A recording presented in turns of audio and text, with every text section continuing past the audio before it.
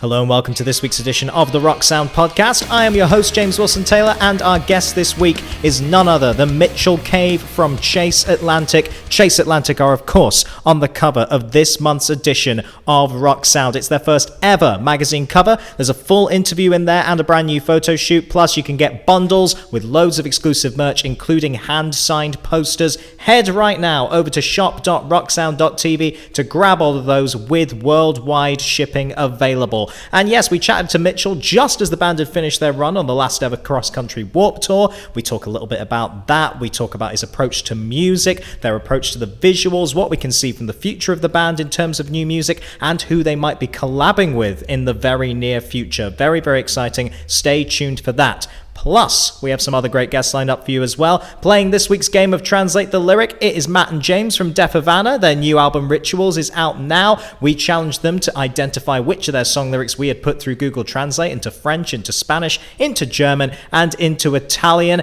And as if that wasn't enough, playing the game of First Time, Last Time this week, it's Tobi and Ryan from Trash Boat. They have their new album out, Crown Shyness, and you can find out what their first albums they ever bought were, what gigs they've been going into recently, and loads of other stuff coming up there. But before we get to those guests, let's kick things off with one member of Chase Atlantic, our current cover stars of Rock Sound. Here is Mitchel Cave. Chase Atlantic are, of course, on the cover of the latest issue of Rock Sound. I'm delighted now to be joined down the line by Mitch from the band. How are you, Mitch? Yeah, I'm good. How you doing, man? Not too bad, man. First of all, thank you so much for speaking to us, man, because at the time of recording, I am well aware we are the day after the end of Warped Tour. I'm sure you are absolutely destroyed right now. How's the mood in camp? We're all very tired, but our spirits are high because we're back and we all have beds now to sleep on, which is always a good thing. Yeah, that's always a really good thing to have a bed to sleep on. So how was it? Let's start there, shall we? How was that experience? Of course, it was your first Warped Tour, but also the final ever cross-country one. If you can sum it up for me, how was the whole experience for you? I mean, in general, the experience was very life-changing, I think. It was an amazing experience. I think going into it, we had the expectations that it was going to be a very, very tough tour. And it was going to be a bit of a struggle. But I think once you get into it, once you get in the thick of it all, you kind of experience it all, and you kind of get a new understanding and appreciation for what it takes to actually tour, you know what I mean? Like, I feel like no tour will ever be as brutal as Warped Tour, and now that it's over, I feel like we've changed as people for the better, I think. No, that's nice. I'm glad you definitely picked up stuff. Who were you kind of hanging out with on the road this year? Have you made any new friends out there? Yeah, we made, pretty much everyone, all the bands we made friends with. I think in particular we were friends with, Dolskin, Don Broco, a few other people. It was very kind of, it's such a community vibe that, you'll be talking to someone every day and you still don't know their name. And then by the end of it, you're like, damn, I'm going to miss you guys, even though, yeah. Even though you don't know a lot about them, you still feel like you know a lot about them, you know what I mean? Yeah, big, massive crew. That's really, really nice, man. Really, really awesome. All right, well, yeah. I mean, first of all, congratulations. You guys are on the cover of Rock Sound. That's really exciting. We're delighted to have you there. Yeah, thank you for having us. No, of course, man. And the feature's really, really great. I want to follow up on a couple of things you've said in there that people can go read about in the new issue. The first thing that really struck me is that you said the exact words, genre is dead. And I don't think there's any band out there that personifies that more than you guys. So let's talk a little bit about some of the influences on the album, because it feels like there's bits of hip hop in there. I know you name dropped Drake a lot. I've noticed you've name dropped 1975 recently and everything. Are you taking pieces from those kind of different genres? How does it all fit together for you? By the way, I'm going to call a whole lot of flack for saying that. Everyone's going to be like, of course he said genres are dead. What a typical thing for him to say. No, I think, I stick to it. The inspirations that we draw are kind of just from music that we like, you know what I mean? I'm sure I said that before. It's kind of, it's what we're hearing around us, what we're experiencing, what's current at the moment, and everything that we like, we use as influence, you know what I mean? Obviously, if it's too abstract, it'll be a little tough to use, but I feel like drawing inspiration from everything that's around you and everything that's presently around you is very important. So people like 1975, The Weeknd, Drake, Travis Scott. Travis Scott just dropped Astroworld, actually, and there's bunch of amazing production on that. Like some of the instrumentals like out of this world, and so like I feel like it's very important to kind of pay attention to what's going on there and try and find out and mold into your own sound, like what the pieces that you like from each of those artists. You know what I mean? Yeah, I guess that is the interesting thing, isn't it? Like you say, it's picking pieces from all of those little sounds. So let's go with Travis Scott there, since you mentioned it. Like, is it like specific production style that you're looking at there and going, we want that? So the main thing that caught my attention from the new album is it's very theatrical. Like, it's very orchestral. You know what I mean? A lot of the chord progressions are very like dark, and they have these like dissonant minors that are poking in every now and then, and the pianos are just very, very, very ambient and very elongated, which is really cool, and I find it very dramatic and over the top. But then he mixes it with like clean drum samples, like with really clean hip hop drum samples. It just sounds incredible. Nice, man. Yeah, it's so interesting to see you pick out those different ways. So, like, in terms of bands as well, outside the hip hop world, you've mentioned 1975 there. Who are the other kind of touch points in terms of bands you're listening to at the minute? There's this amazing band called Lost Dinosaurs. They're currently not making music, but they've been very influential to us. Tim Impala, obviously. The Sticky Fingers. There's a lot of Australian underground bands as well that are just really, really killing it at the moment, but they're not getting a whole lot of attention, but their sounds are just really, really cool. Yeah, and one of the other interesting things you said as well, that all you guys have said really, you really do have a kind of do-it-yourself approach to everything. You get involved in every aspect, whether that's the visuals, whether that's the songwriting, whatever. Like, you guys are very hands-on with every detail. So what I'm curious about is, did you guys kind of fall naturally into different roles? Did one of you just think, I'd quite like a go at the video stuff, or did you kind of find your feet as you went along that way? We're all still kind of finding our feet. We're all giving different tries and everything, so that's always interesting to watch unfold. But I feel like now it's kind of molding itself into a position, like a kind of formula where it is a little bit more organized. But at the same time, we're all still trying our hand at everything. We're also trying to figure out what else we can do to help the band, you know what I mean? I'm sure we haven't even explored I might be really good at stitching, you never know. We'll have to find out. Get in that costume department. We will find out. We'll find out soon. That's nice, man. But in terms of things other than obviously your role within the band itself, like, what areas of the kind of production side and all this other areas, what have you specifically been quite drawn to? Is it more the filmic, the visual side? So Clinton's really good at the whole visual aspect. He's very creative, hands-on when it comes to like drawing and designing and that kind of thing. I've never really been much of a drawer myself. I've been practicing actually recently. Christian's pretty good at drawing as well. I think I'm probably the worst drawer in the whole band, honestly. But I feel like production-wise, we've all just been doing that from such a young age that we're all very honed into it. My main focus at the time being is making these solid like instrumentals, these hip hop kind of bass instrumentals with synths and all that kind of thing, and then Christian and Clinton will add like the live elements, like the guitars and the live drums and that kind of thing. And then I'm just gonna focus on like melodies and writing and getting approval from the other two boys and them helping me out with a bunch of other stuff. I think it's just very important to have everyone involved in the whole process rather than isolate it and then approach one another about it. It also works like that though, I guess, as well. So it's really just a mess, but it's an organized mess in some kind of sense. I guess it don't probably make sense to us though. It does. No, it does seem like you're a really solid team and unit, which is awesome. It is very much a democracy, which is kind of cool to see. So yeah, you are collaborating on every element, which is awesome. Yeah, and we're not afraid to say, hey, like, this doesn't sound good, this doesn't look good. So it's not really, no one's kissing us over on this side. We're being honest with each other. Yeah, you know each other well enough to be that honest, I guess. Absolutely, we know everything about each other. Yeah, that Hopefully. makes sense. That makes sense. One amazing quote that kind of surprised me, actually, that you said in the feature for the magazine was that you never envisioned being a frontman. Why was that?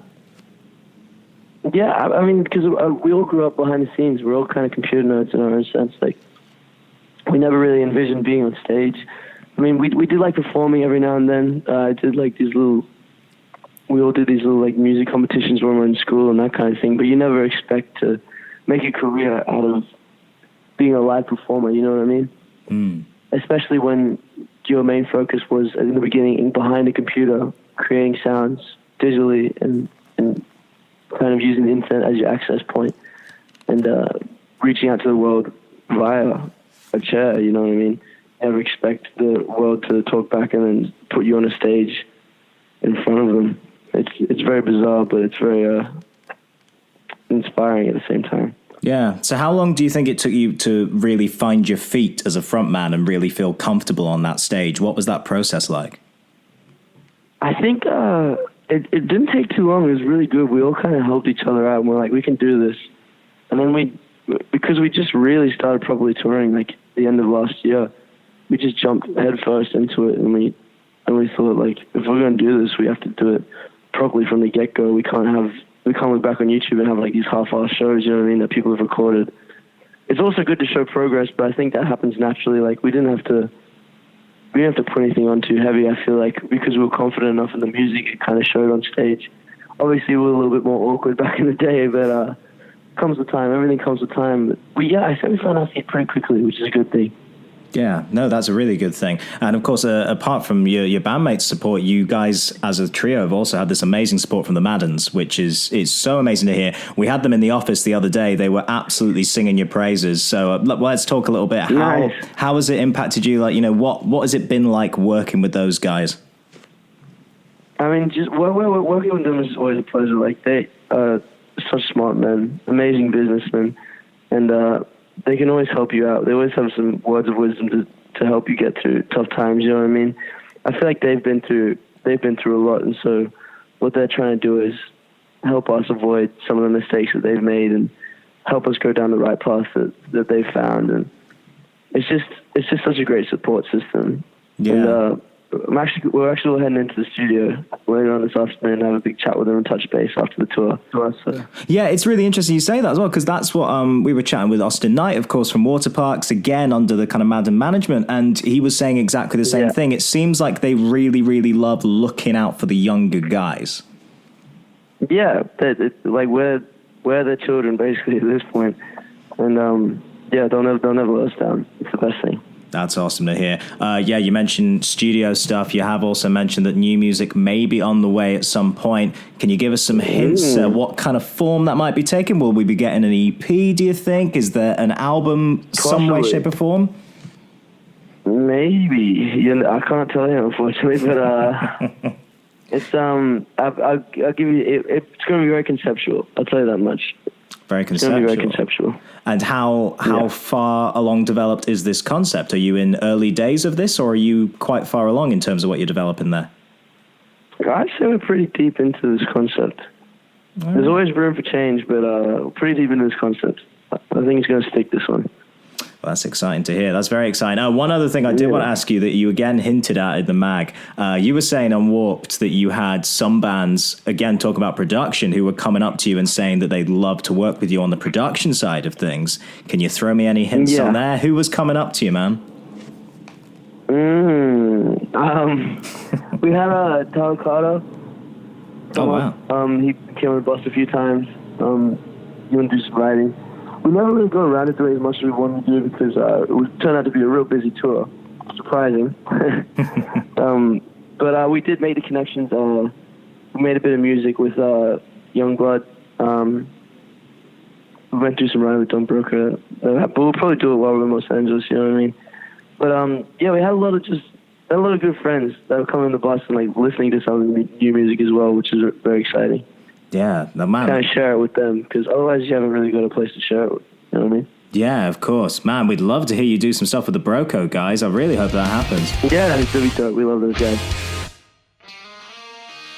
Mitchel Cave there, and like I say, head right now over to shop.rocksound.tv to get Chase Atlantic's first ever magazine cover with exclusive bundles featuring hand-signed posters. That is shop.rocksound.tv, and stick around because Mitchel will be putting together this week's mini mixtape as well, coming up later on in the show. Right, Time now for our next guests. It's from Deaf Havana, James and Matt. They are playing this week's game of Translate the Lyric. It's very, very straightforward. We take a load of song lyrics, we put them through Google Translate into French, into German, into Spanish, and into Italian. They have to tell me which of their songs the lyrics are from. How will they do? Let's find out. Let's join them now for Translate the Lyric. This is Deaf Havana. Hey guys, James Wilson-Taylor here from Rock Sound, joined now by James and Matt from Deaf Havana. Hi guys. Hello. Are you ready for a game of Translate the Lyric? Yes. Yes. James Yes. is so in it already. The minute I gave him that sheet, he's ready and studying it. Here's how it works, basically, if you don't realise. I've taken some of your lyrics, I've put them through Google Translate on that sheet. You've just got to tell me what the song is, all right? Okay. Nice and simple. Let's start with the French. James, as you're eyeing that so intently, read it I'm out really for me. embarrassed. The only one I don't know is the Italian one. Read out the French for me, and then we'll see what you get. Have a go at reading it. J'ai la fièvre en moi. It's not bad. That's not bad. Do we have any clues? What do we think? Fever. Yeah. Yeah, I got the fever in me. We're That's one the for one. one. That's One the for one. one straight away. Good work on the French. You French at school? Is that what's happening here? Nah. Bits up. Okay. Let's go to Italian then, all right? This is so embarrassing. I know. Try and pronounce the Italian. Go for it. Più cadere in ginocchio e pregare. Not bad. Not bad at all. All right. Do you need a clue or do you want to have a stab at I this know one? loads of Italian, but I don't know that. I'll give you a clue. Think more recently. That's your clue. And I think if you get the last word, you might be onto a winner there. I think the last word might be semi-religious themed. And that's your final clue. What are we going for, guys? Matt, you got any idea? I don't know why I don't know that. I struggle with English, if I'm honest. Struggle to remember So your this own is, lyrics in English. This is really interesting.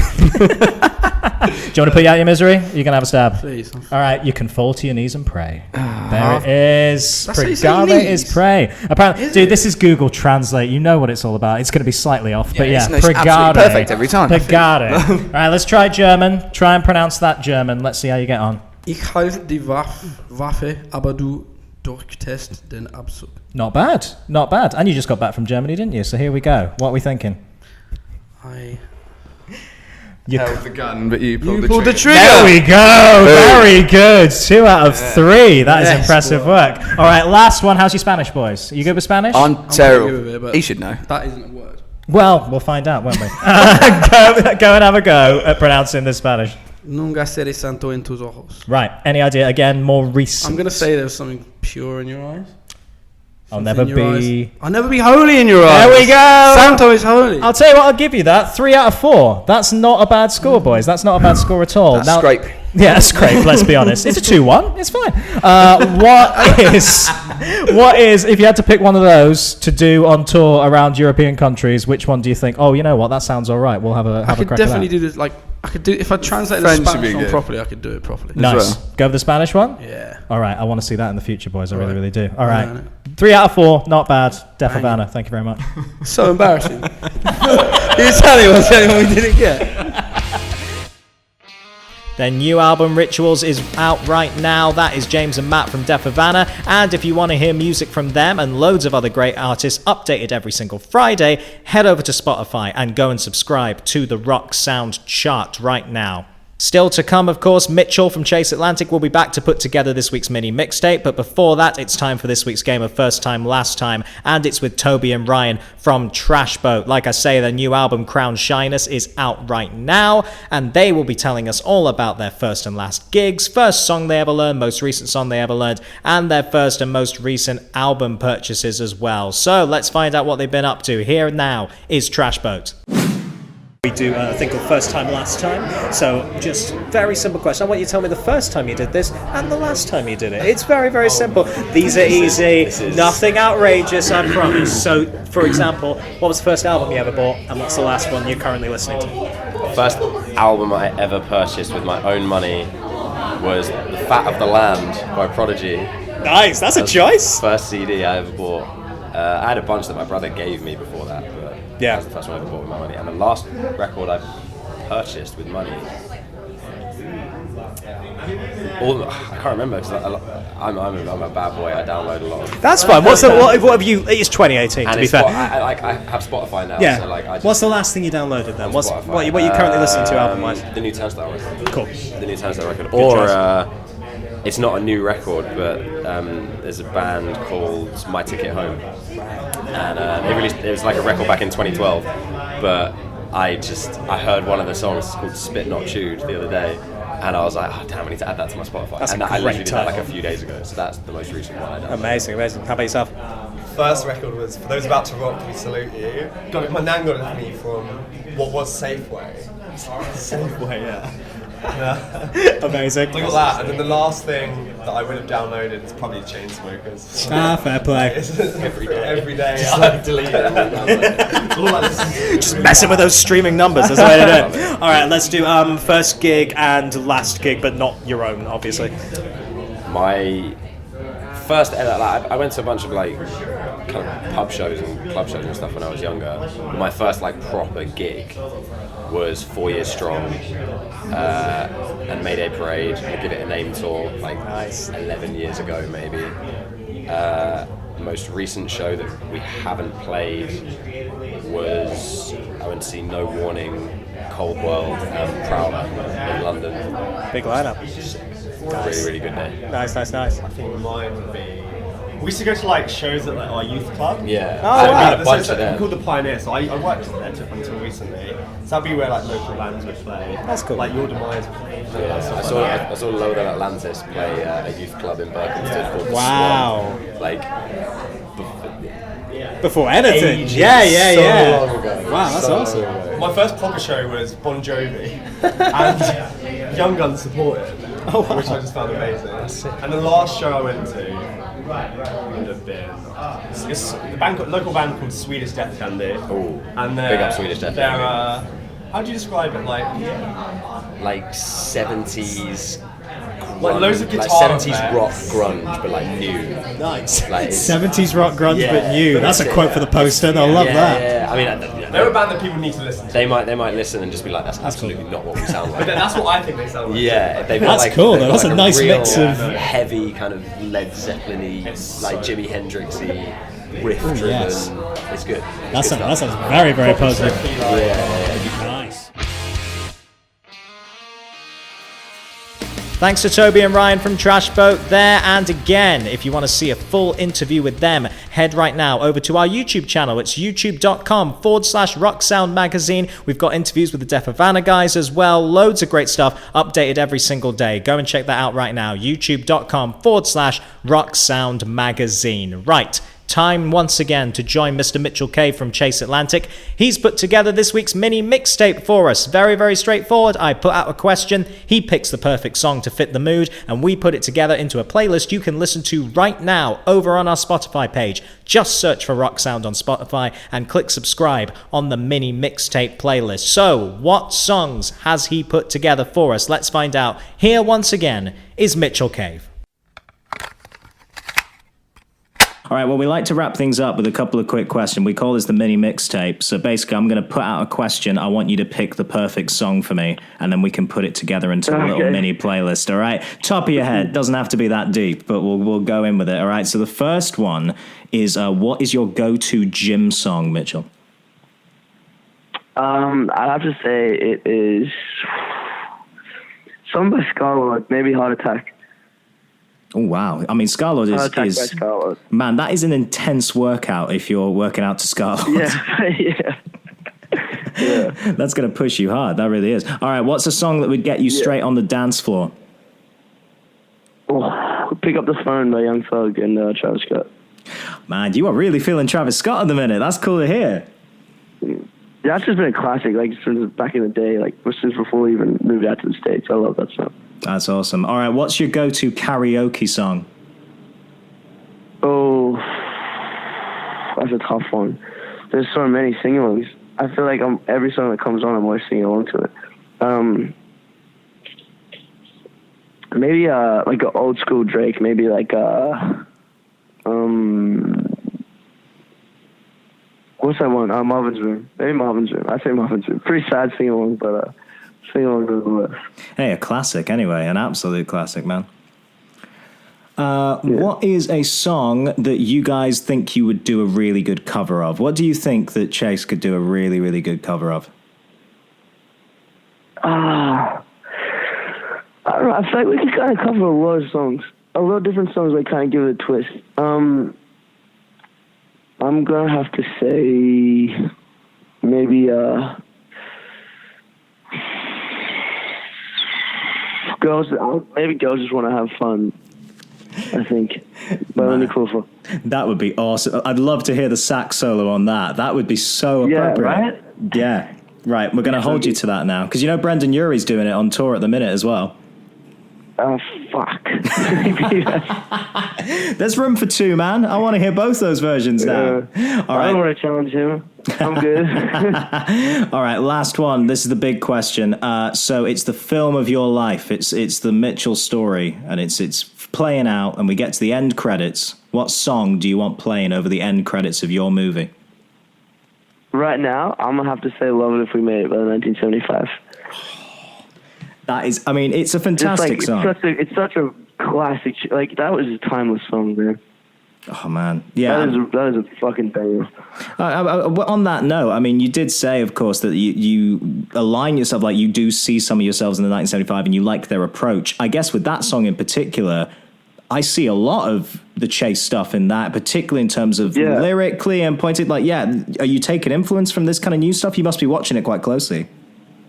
I wasn't even watching closely. I was kind of just it came out and I listened to it just for the sake of kind of trying to listen to all the new music coming out, and I was like, it kind of rekindled this newfound love for the 1975 because I've always kind of loved them, but I kind of stopped listening to them for a while. You know what I mean?